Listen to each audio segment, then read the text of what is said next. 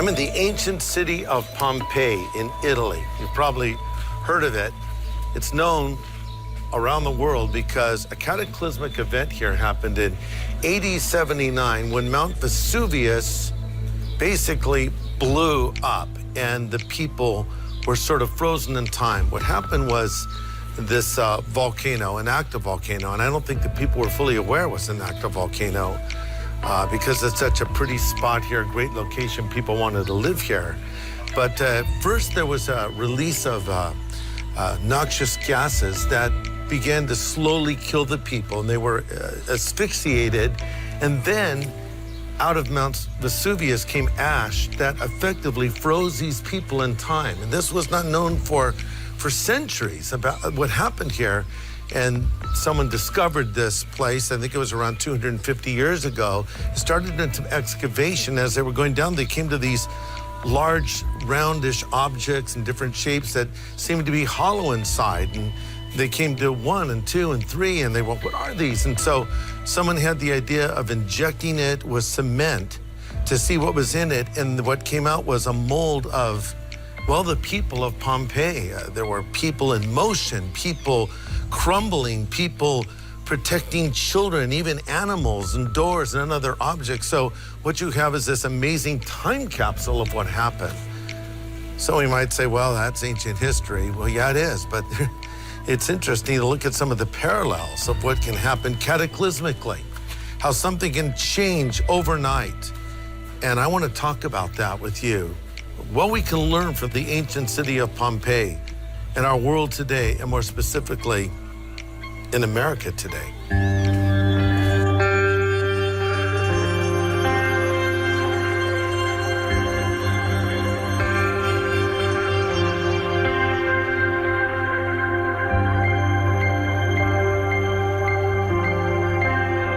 The nation of Rome, once the most powerful nation on the face of the earth, forced other cultures into submission in Pax Romana. One of those cities that came under the control of Rome was Pompeii, where we are right now.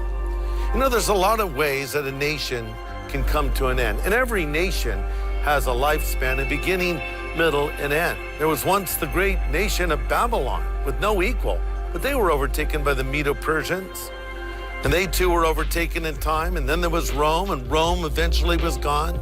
Every nation is going to come to an end. Sometimes they're conquered by another nation. Sometimes they just fade into irrelevance.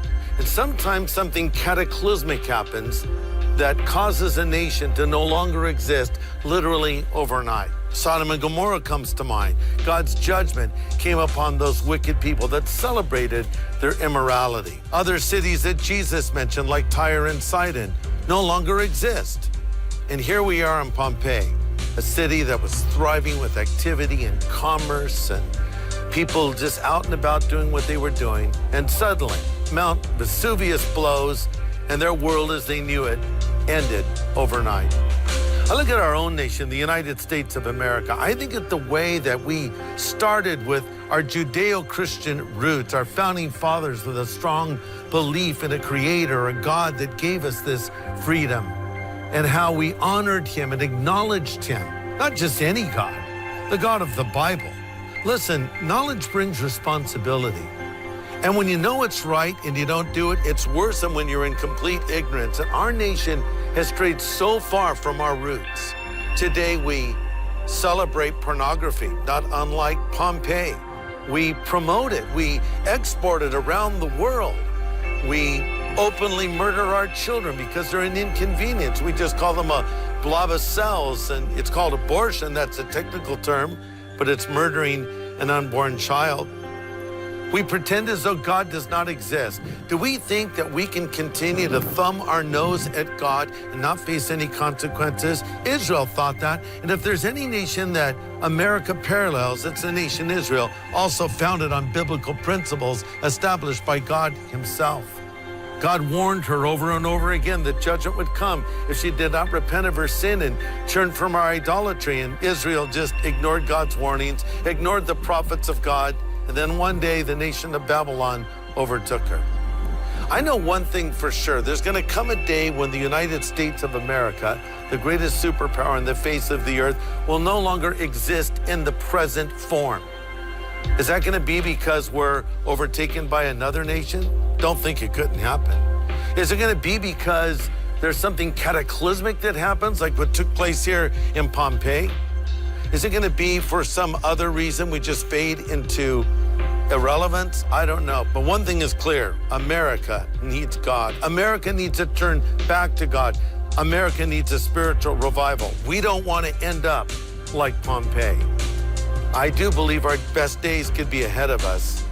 And then again, some of our worst days could be ahead of us. In many ways, it's up to us. If we choose God, if we follow Him and His Word, our best days are ahead. If we disregard God and His Word, then we cannot be so proud to think that we too will not face a judgment, just like Pompeii did years ago.